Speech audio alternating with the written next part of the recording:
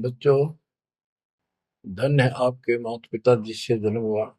धन्य है आपके पिछले जन्मों की भक्ति और संयम। उसी के परिणाम स्वरूप आज आप परमात्मा की शरण में आए हो। लख वर्ष जूझ ही लख वर्षा मध्य, लख वर्ती जहान में तो सतगुरु से मांगे। भावार्थ है कि आप इतने अच्छे धर्म कर्म वाले व्यक्ति रहे हो, लेकिन मोक्ष नहीं मिला। मोक्ष न मिलने का कारण परमात्मा पे अविश्वास रहा। जिस भी धर्म जब जाति के अंदर हम जन्मे, हम उन्हीं क्रियाओं को उत्तम मानते रहे।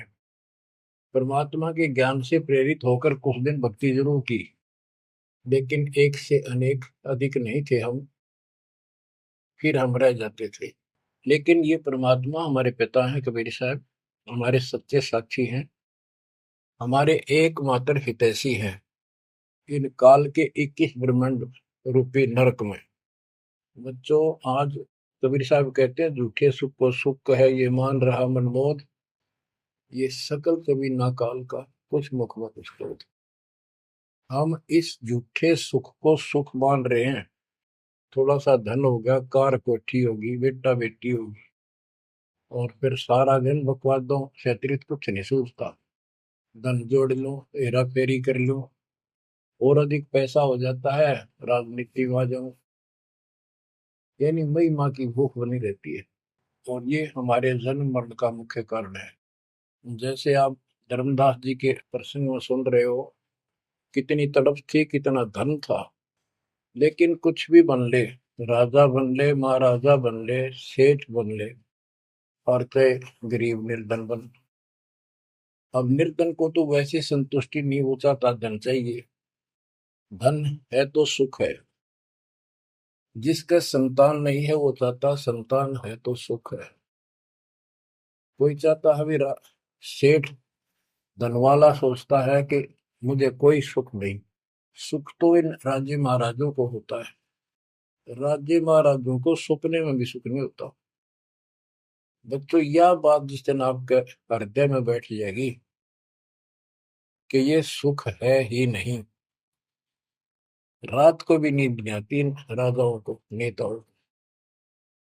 लेकिन कुछ दिन कमांड चलती है इनकी, इसी में फूले रहते हैं। फिर ये भी सोचते हैं कि स्वर्ग में सुख होगा।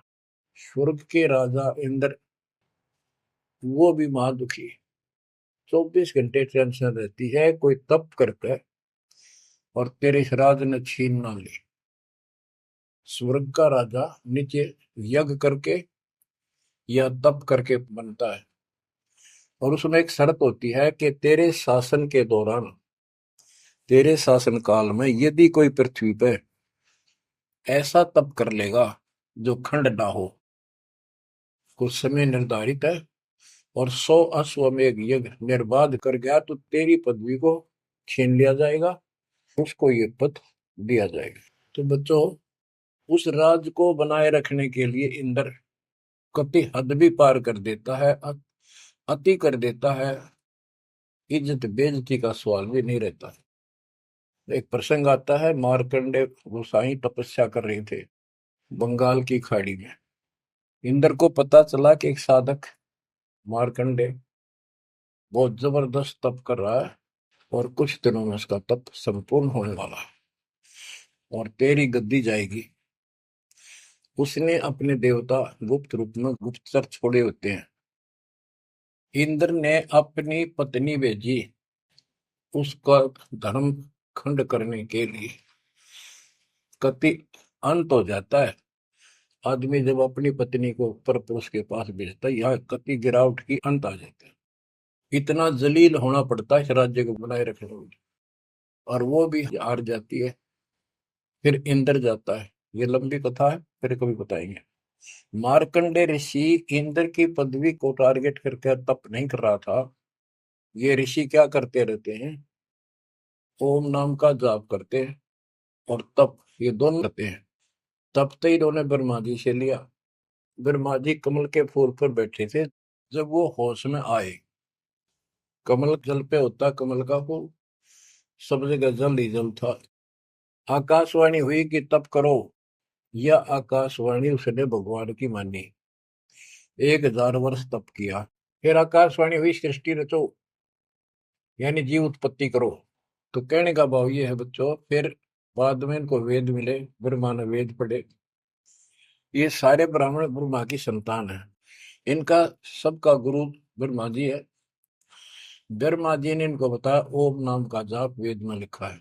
बच्चों, ब्रह्मा जी ने वेदों को पढ़ा, उसमें यजुर्वेद अध्याय 40 मंत्र 15 में ओम नाम है। चारों वेदों में कहीं और दूसरा नाम नहीं, ना दोबारा ओम नाम का जिक्र है। तो इन्होंने ओम नाम तो वेदों से ले लिया और तब आकाशवाणी मान ली भगवान की, ब्रह्मा जी ने। तो उसी ऋषियों ने उसी आधार पर साधना की। मार्कंडे भी वही डले डो रहा था।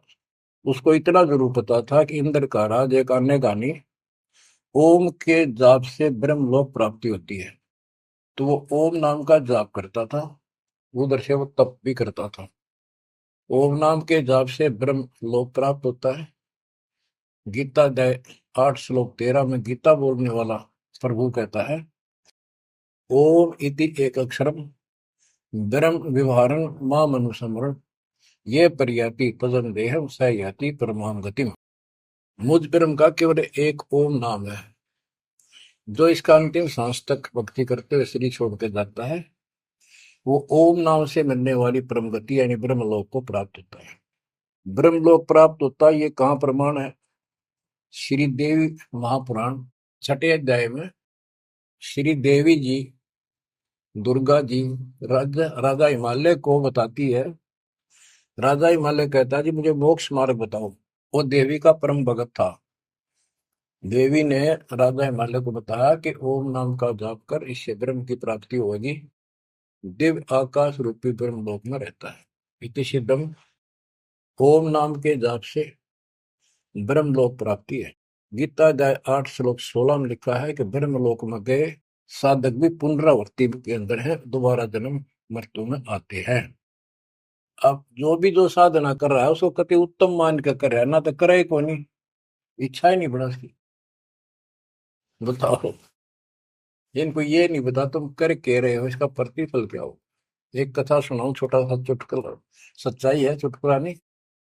उदाहरण, दास के पास एक बहन अपनी दूसरी बहन को लेके आई। उसका पति शराब पिया करता और रोज पीटे, झगड़ा रखे। तो जो लेके आई थी उसका पति भी इतना नालायक था, परमात्मा ने दया करी, वो सुधर गया और तगड़ी भक्ति करने लग गया, खूब सुधर गया, चर्चा होगी गांव में। तो वो बहन बोली जी मैं तो अपनी बहन को देख के आई हूँ, इसके तो सारे सुख हो गए।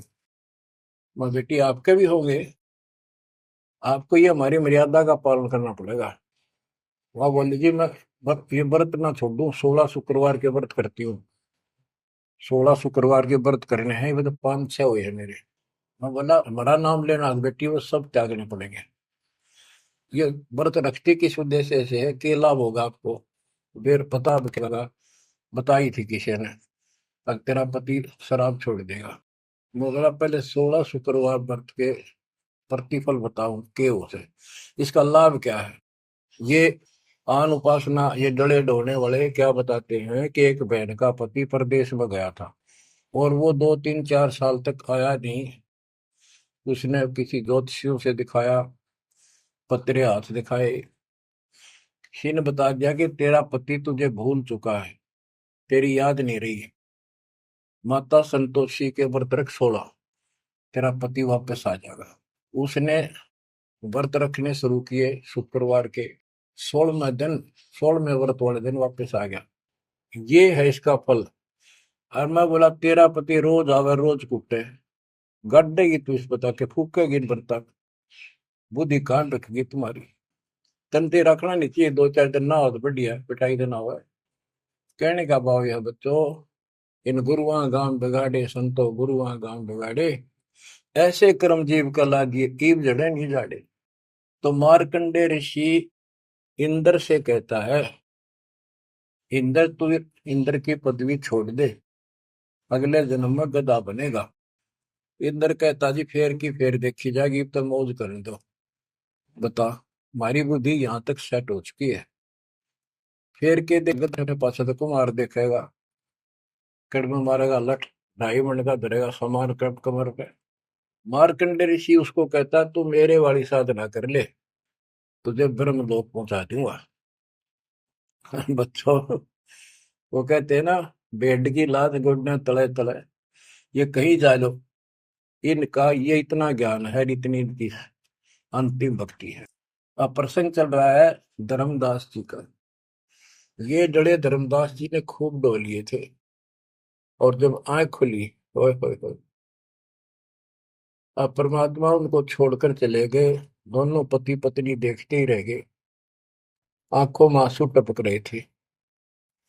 ओझल हो गए भगवान जब गली से अंदर आए, राग खूब रोए अंदर बैठ के।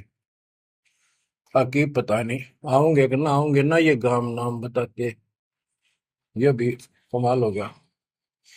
परमात्मा कराते आए तो धर्मदास जी ने बोले खुशी मनाई, चरण पकड़ के बहुत कुछ प्रश्न उत्तर किए। आखिर में कहने लगे धर्मदास जी, हे प्रभु अवगत कला तुम्हारी, हम है कीट जीव वे बिचारी, सत्यलोक तुम वर्ण सुनावा, शोभा पुरुष अनसन सत भावा। हे परमात्मा आपने सतलोक बताया, आपने परमात्मा की शोभा बताई, रहने वाले हंसों का भी बड़ा गजब का सुख बताया। कैसे न देश राज वह आही, चित इच्छा प्रभु देखन ताई।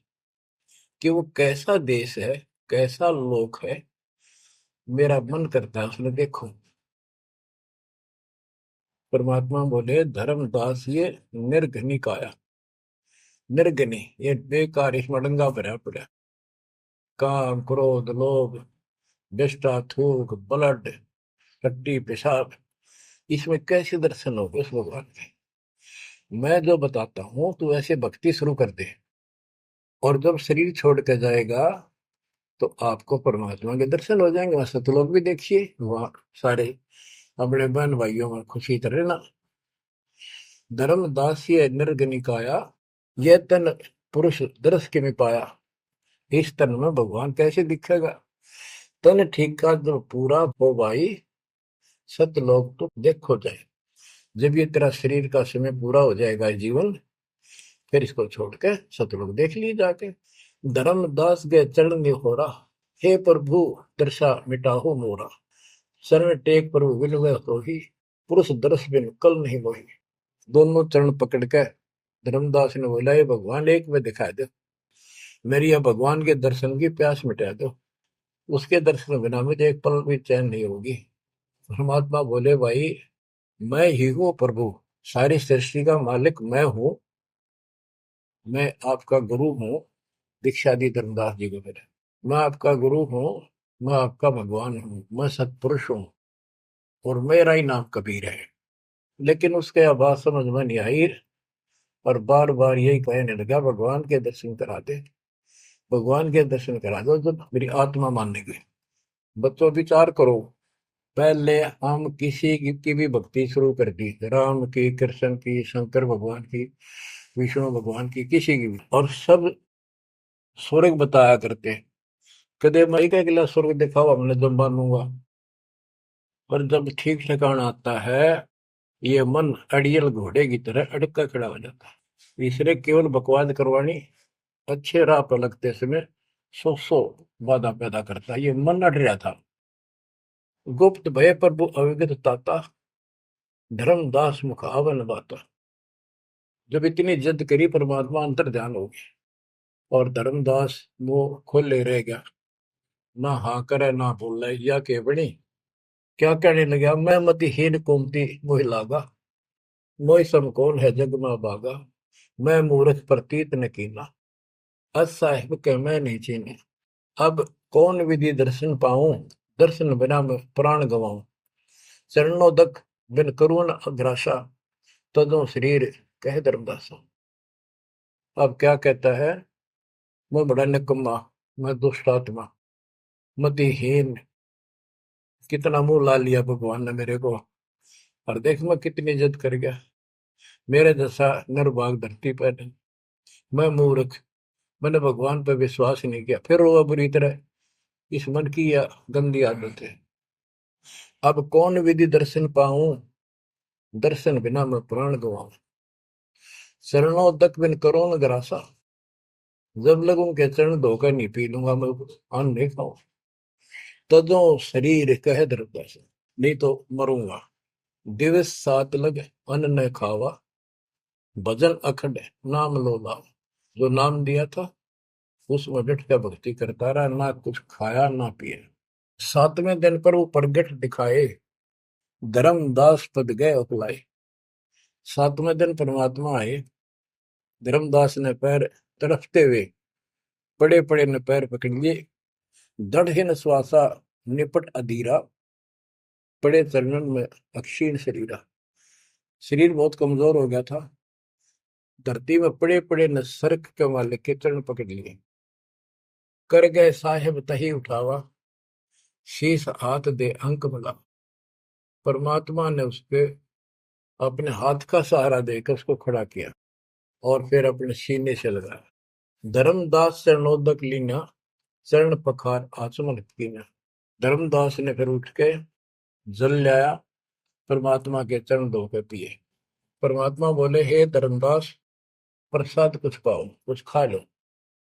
कर प्रसाद तो मुंह पे आओ, मेरे पास आओ फिर तो, और फिर मैं तुझे सारा ज्ञान बताऊंगा। तो धर्मदास ने जल्दी जल्दी कुछ खाया। उसका ये टेंशन थी कि चले ना जा। थोड़ा बहुत खाया, पानी पीकर पटदे से आगे बैठ गया। धर्मदास का शरनाई सुन प्रभु अगर अपार, 7 दिवस कहाँ रहे, कौन देश पगडार।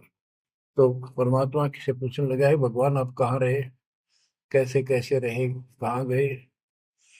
फिर उसी बात पर आकर गया, हे प्रभु चिंता गण करो मोरा, पुरुष दर्श देव करो निहोरा। हे प्रभु चिंता गण गौ मोरा, पुरुष दर्श दिखाओ करूं निहोरा। मैं हाथ जोड़ूं, आपके निहोरे निकालूं, मुझे भगवान के दर्शन दिखा दे। परमात्मा कहते, धर्मदास ये हट का कर हो, मानो शब्द शीश पर धर हो। मैं तो कहूँ वो मान ले तू। हमरे गहे पुरुष पे जय है, बिना गहे वो हजार न पे। अब मेरे नाम को तो ठीक से जप, मैं मिल गया गुरु के बिना उस भगवान की प्राप्ति नहीं हो सकती। हमसो पुरुष ऐसा आही, जल तरंग जल अंतर नाही। कि भगवान में मेरे में इतना अंतर समझ ले, इतना भी अंतर नहीं है। जैसे समुद्र से लहरें उठती है, लहर और जल अलग नहीं होता। बच्चों, धर्मदास जी को खूब समझाने की चेष्टा की कि हमारी सूरत गहो चितलाई, तभी पुरुष पतन। मेरे को भगवान रूप समझो, तब मालिक की प्राप्ति होगी। से हृदय प्रतीत अस आने, गुरु और पुरुष भिन्न नहीं जाने। गुरु और परमात्मा को अलग नहीं समझा है। तो शिष्य में ऐसी श्रद्धा होनी चाहिए। जब लो चित असरीति ने आवे, जब लग ऐसा भाव नहीं होगा, तब लग जीव लोक नहीं सतावे। धर्मदास चित बहु सकाने, चरण टेक वो विनती ठाने। सारा कुछ कह लिया भगवान ने, पर उसने अपनी बात को ऊपर रखा। परमात्मा भी चाहते थे कि मैं एक अपना आई विटनेस तैयार करूं। हे प्रभु सत कहो तो पाही, तुम ते कुछ तुस्ताई नाही। मोरे तुम पुरुष हो स्वामी, यम ते छुड़ाओ अंतर्यामी। हो प्रभु वर्णव लोक की शोभा, ताते आदि मोर मन लोभा। आपने इतना सुंदर लोक बताया, वहां के इतने सुख बताए, तो इसलिए मैं देखना चाहता हूँ। तब लीला बहुत हम देखा, आपके चमत्कार मैंने बहुत देख लिए। पुरुष दर्श बिन रह ये रेखा, भगवान के दर्शन नहीं कर लूंगा, इतना मेरे मन का दोष निकले नहीं।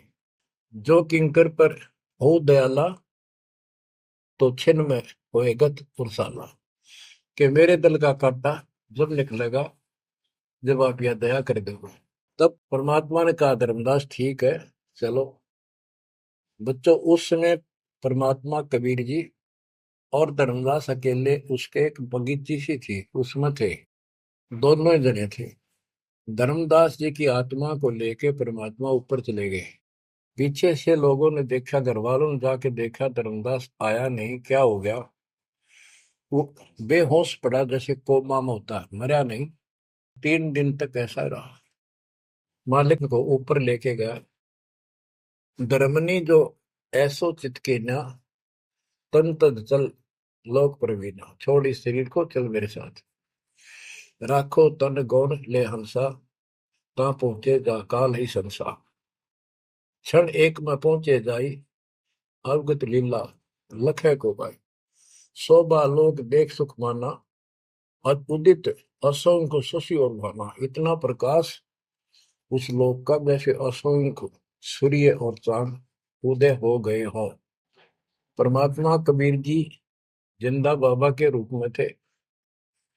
जब सतलोक में पहुंचे, और जब उस परमात्मा के महल के सामने सतलोक में संतरी खड़ा था, परमात्मा बोले, भाइयों, मर्तलोक से एक हंस आए हैं, धर्मदास इनका नाम है, और इनको वह परमात्मा के दर्शन कराओ सतपुरुष के। द्वारपाल ने एक और भगत को बुलाया और कहा, इनको सतपुरुष के दर्शन करा के लाओ, महल में ले जाओ, दरबार में। जब वो लेके चला धर्मदास जी को, बहुत से भगत और आगे हंस हंसनी, यानी जैसे यहाँ भगत कहते हैं वहाँ हंस कहते हैं, भगतमती कहते हैं, वहाँ हंसनी कहते हैं। हंस का अर्थ है, हंस एक पक्षी है जो बुगले जैसा होता है, कति सेम टू सेम। लेकिन उसका गुण ये होता है, वो मांस मच्छी नहीं खाता, भूखा मर जाएगा, केवल मोती खाता है। अर्थात संत भगत वो होता है जो सब बकवाद छोड़ दे, केवल राम नाम के मोती सेवा सुमन दान करे, उनको हंस कहते हैं। तो काफी हंस इकट्ठे होकर आगे भगत और हंसनी भगतमती। बच्चों, जैसे दास बताता रहता है, जो बच्चे स्कूल में सुख लेना चाहते हैं और वहां बकवादों में लगे रहते हैं, वो सदा दुखी होते हैं। अपनी पढ़ाई पूरी करके बढ़िया नौकरी मिल जाए, फिर नाचो गाओ, वहां सुख लो सारा। नाचने गाने का मतलब यहाँ पृथ्वी लोक पर रहना नहीं। भाव ये है कि जब आप सतलोक चले जाओ तो वहां मौज करियो सारी। यहाँ काहे का नाचना और कित का गाना, एक पलक में पता नहीं क्या हो जाए। तो जैसे सतलोक में दूसरे धर्म वाले कई कहते हैं, तो सतलोक की महिमा बताते हैं कि सतलोक में प्रकाश ही प्रकाश है, वहां और कुछ है ही नहीं। वो आत्मा उसमें ऐसे मिल जाती है जैसे बूंद समुद्र में। ये पूरा राधा स्वामी पंथ, सच्चा सौदा वाले, सरसाले, गुरुदेव वाले, और भी सब इस यह रटला रहे, वहां कुछ नहीं है। और आंखों देखा धर्मदास क्या बताता है। वाणी पढ़ता हूँ, ये वैसे लिखी हुई है पुराने समय की, शुद्ध नहीं है इतनी, लेकिन अर्थ गजब का है इसका। कहते हैं, जित देखा जगमग झलका ही, देखत हर्षित भय ही भाई। धर्मदास ने जहां देखा, इतनी सुंदरता, प्रकाश में गजब का नूर, चमक, देख देख खुश हो रहा है। द्वारपाल हंस जो रहिया, ता में एक हंस से कहिया, ए हंस, तुम जाओ लेवाई, पुरुष दर्श दे आनो भाई। इसको धर्मदास को ले जाओ, परमात्मा के दर्शन करा के वापस यहीं ले आना। चले लिवाए पुरुष तब पैजहा, अचानक हंस वो आए तब ही। वहां बहुत से अचानक और हंस आगे वक्त। करत कोलाहल मंगल चारा, शोभा अद्भुत अंग अपारा। ओहो, उनके जो वहां पर भगत आए और भगतनी आई, इतने गजब के सुंदर शरीर देखते ही बने। उनके गले में रत्नों की माला और जगमग दे, बहुत गजब का, बहुत सुंदर कपड़े पहन रखे, अमर चीर शोभा धर्माए। अनसन भाल शोभा के वर्णो। धर्मदास कहता है कि उन हंसों के माथे की शोभा क्या बताऊं, बहुत गजब की। रवि करतार षोडश चंद्र भाल छिवि लहू, यानी 16 चंद्रमा का प्रकाश हो उनके माथे की, इतनी चमक थी, इतना नूर था। हंस कांति प्रतिरोम प्रकाशा, हीरा मणि उदित रोबासा। उनके शरीर की इतनी गजब की शोभा थी प्रत्येक की रूम रूम की जैसे हीर और मोती चमक रहे हो। उनके शरीर का प्रकाश षोडश रवि अनसन छवि मोहा, देह प्राण शुभ अमृत शोभा। उनके शरीर की शोभा 16 सूर्यों के प्रकाश जितनी थी। अब वहां भगवान के दरबार में पहुंच जाते हैं वो लेकर के। सिंहासन से भी देखत मनमोहा, ओह सुरती हंस अग्रानी अगाने, सत पुरुष सकल देखत अरसाने। वहां लेकर गए नाचते गाते हुए।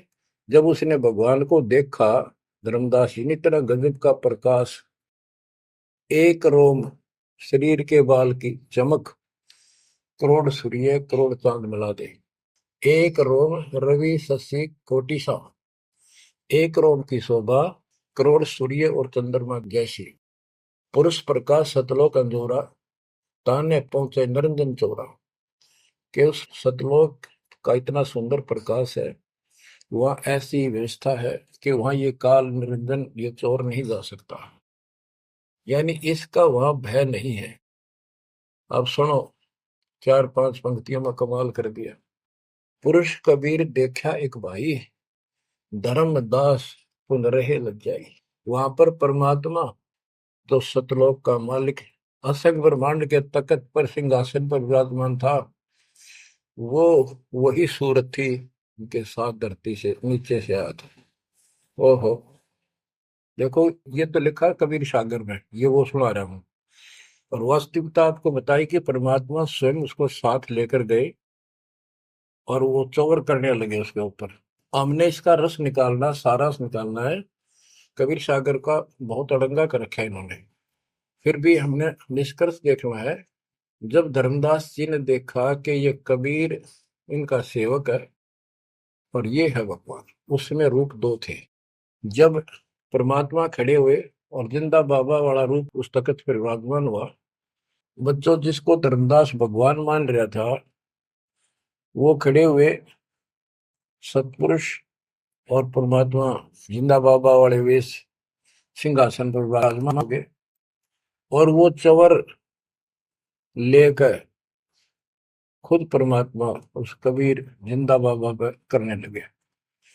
धर्मदास का आश्चर्य का ठिकाना नहीं कि अभी भगवान यो है कि ये है। इतने में वो जिंदा बाबा में समा गए जिसको वो सतपुरुष दिखाई दे रहे थे।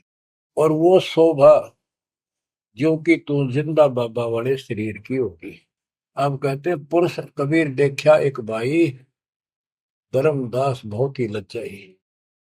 वह मुझे प्रतीत नहीं आई, हे परमात्मा कैसी कुमुख हिम्मत छाई।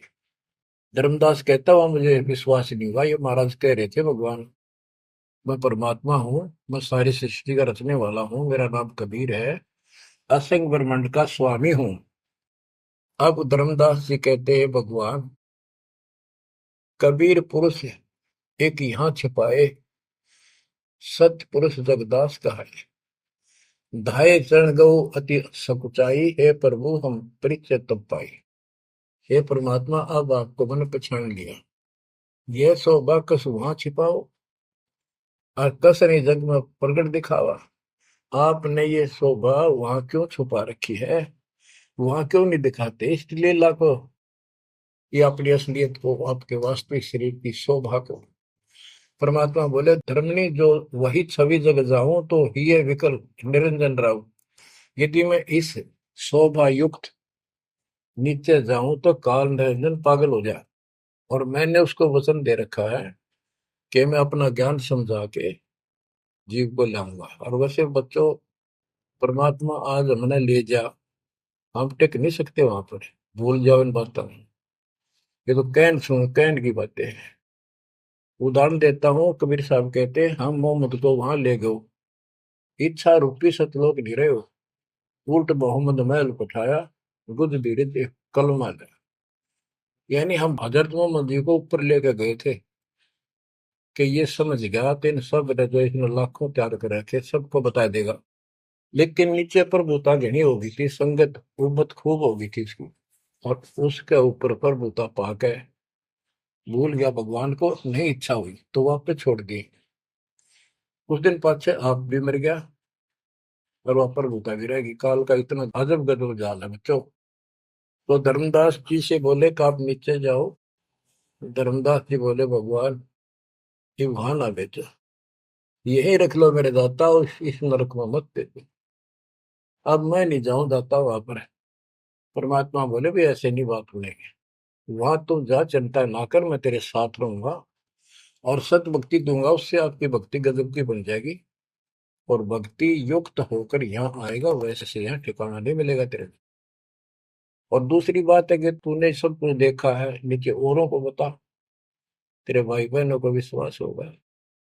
धर्मदास कहता है मोहे राख लियो महाराज, हमसे बिगड़ी है मोहे राख लियो महाराज, हमसे बिगड़ी है, बिगड़ी है महाराज हमसे, बिगड़ी है महाराज हमसे, बिगड़ी है हमें।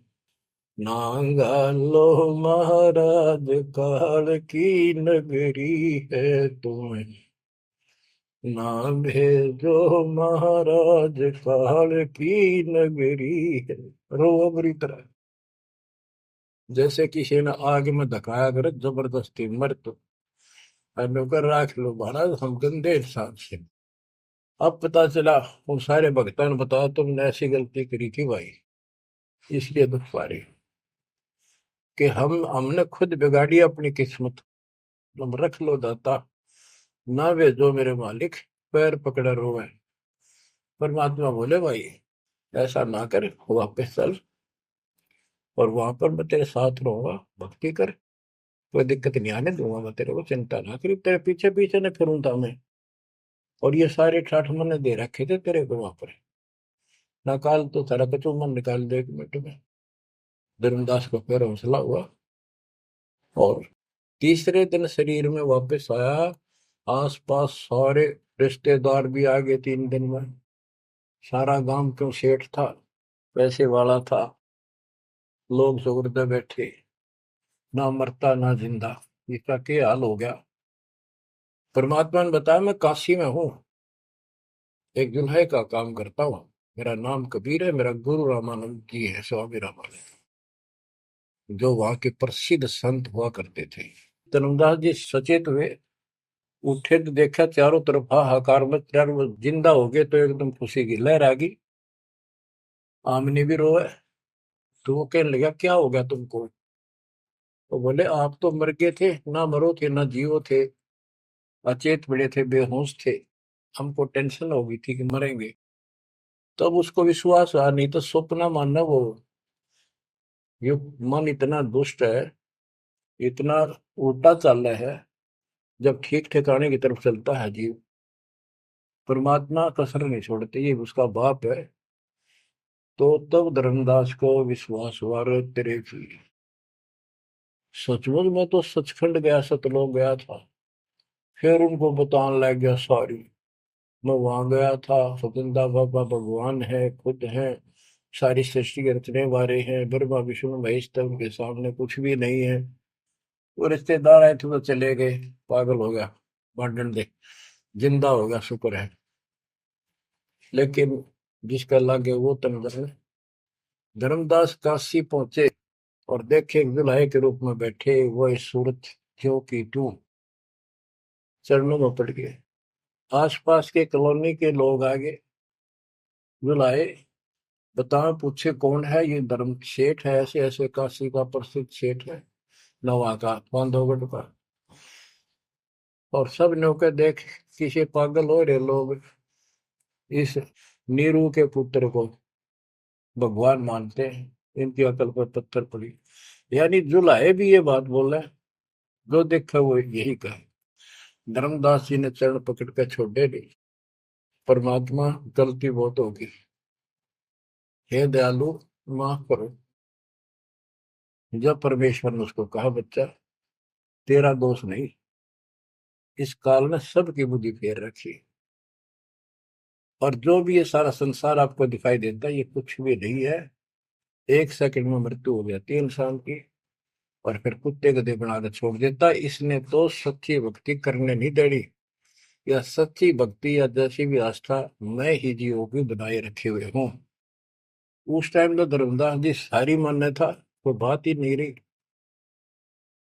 अब परमात्मा बोले धर्मदास आप अपने घर जाओ और बच्चा मैं वही आऊंगा तुम्हारे पास।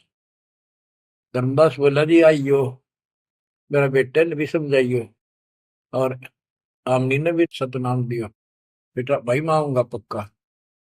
धर्मदास चले गए, परमात्मा वहां आमनी को नाम दिया। और धर्मदास जी बोले जी मेरा एक पुत्र है नारायण दास, उसको भी समझाओ। धर्मदास जी ने नारायण दास बुलाया कि आजा भाई, गुरु जी आए हैं, भगवान आ रहे हैं। बैठ गया। परमात्मा ने जो ज्ञान सुनाया उठ के चल पड़ा। फिर बुलाए तभी नहीं आया। अगली बार भगवान ने खूब कह लिया, बुला लिया भाई तेरे बेटे ने नाम दे दूंगा। धर्मदास गया, बेटा आजा, नारायण दास कल्याण हो जाएगा, काल के जाल में फंस गई। वो कहता पिताजी आपकी मति मारेगी, इस जो लाए ना आपको बुद्धि भ्रष्ट कर दिया। देवताओं को छोटा बताता है ये देवताओं की निंदा करता है, मैं न इसके दर्शन भी करूं। धर्मदास ने खूब कह लिया पर लड़का मानना नहीं। धर्मदास जी रोने लग गया महाराज के चरणों में।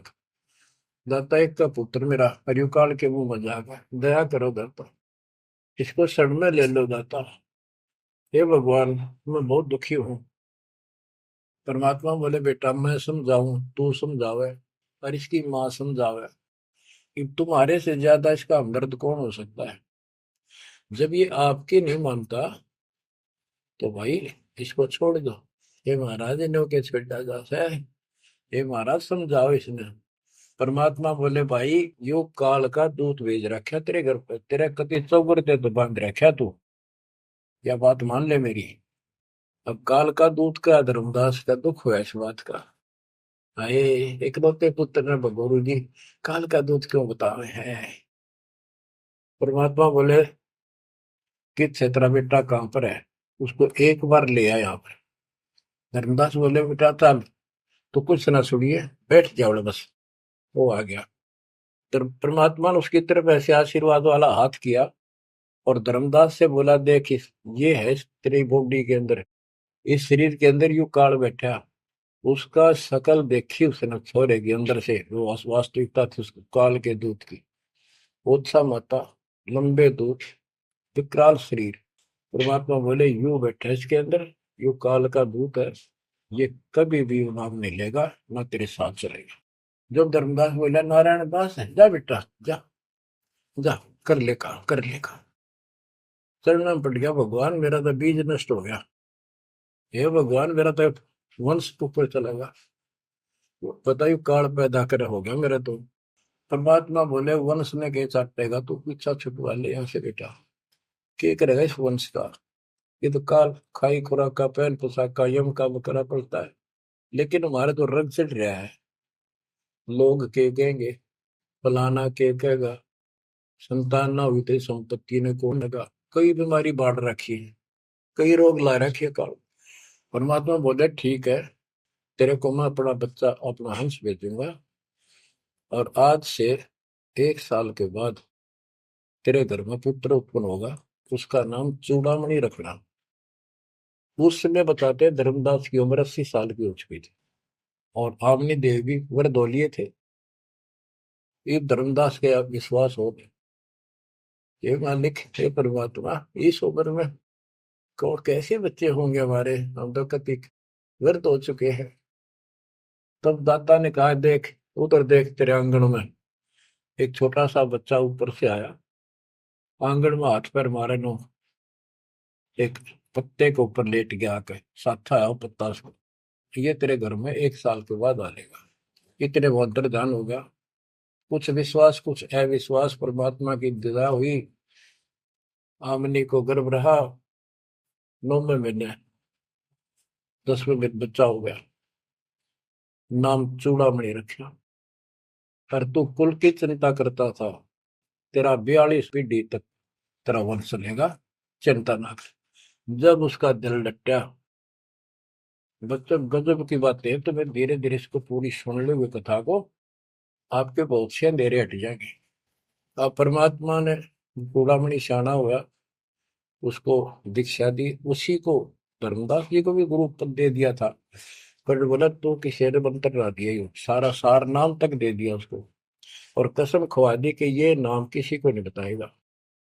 जब धर्मदास डिगमग देखे तो उसके लड़के को गुरु पद दे दिया चूड़ामणि को, केवल 5 नाम, ये 7 में से 5 बीच बीच के दिए, और बेटा इसी को तू आगे देता रहना, तेरे को गुरु पद दे दिया।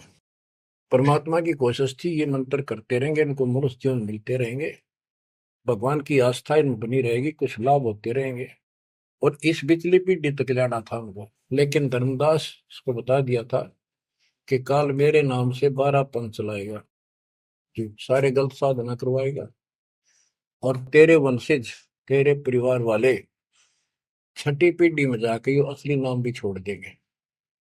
एक टकसारी पंथ होगा, उसकी साधना शुरू कर देंगे, जो एक आने की नहीं होगी। जो इब सारे धर्मदास वाले दामा खेड़ा वाली गद्दी में वो टकसारी वाले की साधना चल रही है, वो 5 नाम भी गए। फिर धर्मदास रोने लग गया, ये मालिक इनका उद्धार कैसे होगा।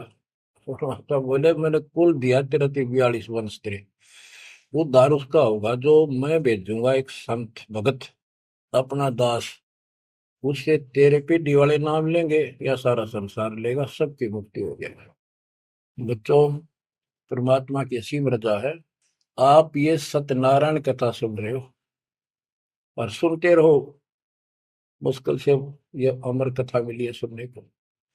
मालिक आपको मोक्ष दे, सदा सुखी रखे। सत साई।